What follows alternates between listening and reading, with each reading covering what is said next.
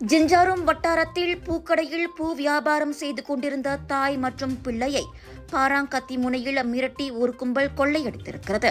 நேற்று மதியம் மணி 1:30 அளவில் அந்த பூக்கடைக்கு வெளியே வெள்ளை நிற புரோட்டோன் காரில் வந்த கும்பலைச் சேர்ந்தவர்கள் பூ விற்பனை செய்து கொண்டிருந்த 49 வயது பெண்மணியின் தங்கச்சங்கிலியை பறித்துச் சென்றுள்ளனர்.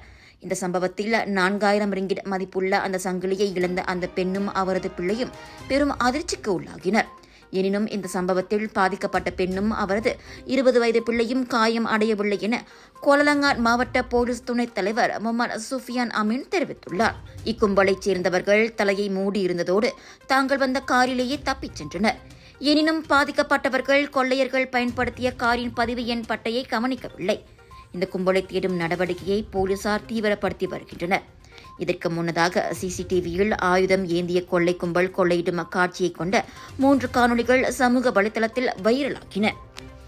விலையோ மலிவு, செலவோ குறைவு, தரமோ உயர்வு, மனமோ நிறைவு.